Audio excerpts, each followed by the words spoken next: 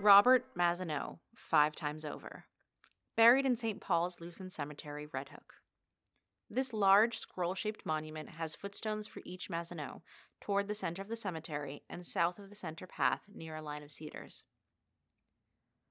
The Massonneau family was an important one in Red Hook, especially in the 1800s. The family marker, a large stone with a scroll and the name Massonneau written in flowing script, is surrounded by footstones of Massonneaus, family through birth or marriage.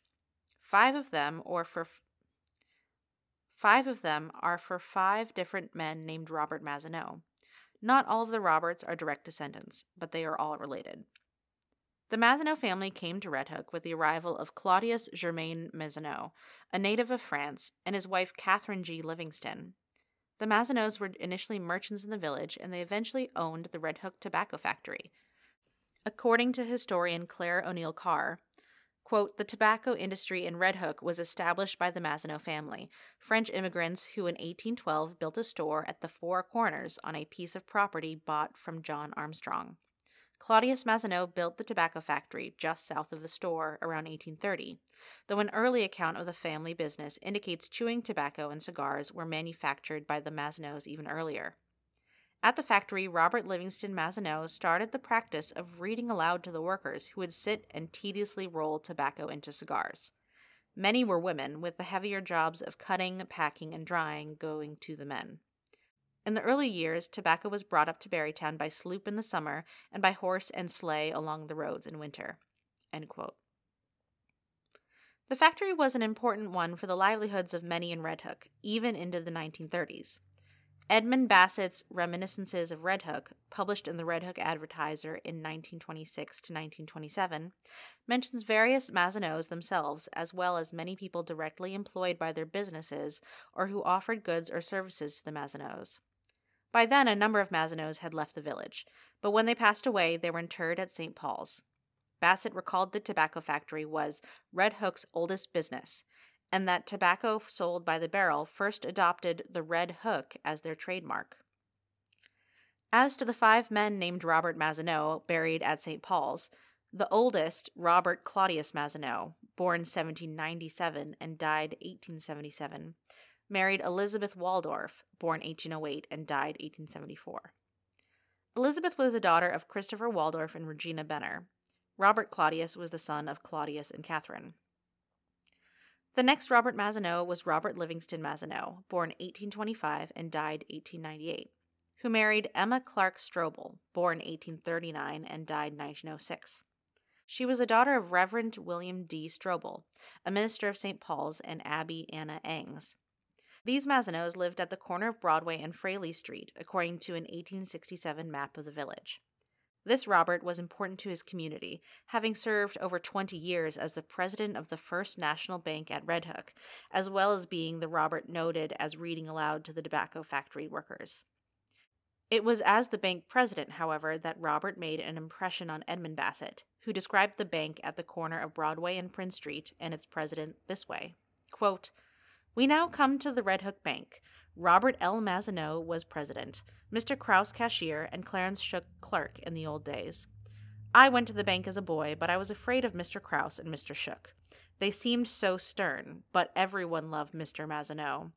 I remember a Mr. Ham living in the bank building, and later Gil Cole and family lived there for many years." End quote. Bassett goes on to describe the home of the banker himself, writing, "The next house was the home of Robert Massonneau, later home of his son William. His other son and namesake, Robert L., is connected with the Department of Education of the City of New York and has a beautiful home on East 18th Street in New York City." Indeed, Robert Livingston Massonneau, born 1860 and died 1951, made his mark on New York City schools. Married to Anna Caroline Coe, who was born in Hudson and whose parents were Jonathan Coe and Susan L. Whitman Coe, Robert worked as a teacher, eventually rising to the position of assistant principal of the Manual Training High School in Brooklyn during his 40 years as an educator. Robert's longevity led to his obituary in the December 28, 1951 issue of the Poughkeepsie Journal to state, Mr. Massonneau was believed to be the oldest graduate of Hamilton College, where he received a degree in 1881. He was the oldest member of the Chi Psi fraternity and also a member of Phi Beta Kappa. In August 30th, 1913, an article published in The Chat of Brooklyn, New York, Robert explained his theory of educating students in an article about vacation school, akin to summer school. The article points out that most principals who had to host the vacation schools in their building were not keen about that. But Robert's principal at PS 145, then at Central Avenue and Knoll Street in Brooklyn, and in the heart of the big brewery district, welcomed it. Robert, a 10-year veteran of running vacation schools, emphasized a focus on practical skills and pointed out the added benefit of giving children a safer place to be than the streets. He successfully took up the challenge, ensuring beyond schooling that the students wore shoes to class and had a nurse to look after the children's health. He noted to the naysayers, "But what we are teaching in vacation schools can all be used in the homes. The moral effect is splendid. A public school stands for certain ideals: law, order, industry, instruction. It carries its own atmosphere and produces an effect on the mind, so that a lot of boys in school are very different from the same boys playing wildly in the streets." The vacation school was co-ed. Boys were taught skills they might use in industry, and girls skills for homemaking. The younger Robert reading to workers in Red Hook evolved into Robert watching out for workers' children in Brooklyn. There are two more Robert Massonneaus. Robert Franklin Massonneau, born 1890 and died 1986, and Robert Livingston Massonneau, born 1924 and died 2001. The son of World War I veteran Reginald and his wife Eleanor Seaver Massonneau. Their stories are most recent and will be held in abeyance until someone researches these Roberts and the rest of the Massonneaus and tells their stories. Here's a start. The Red Hook Fire Department held an inspection of its abilities, seemingly poorly attended, with only 10 men of the D.W. Wilbert Hose Company coming out for practice on a Friday in October 1899, according to the Poughkeepsie Eagle News.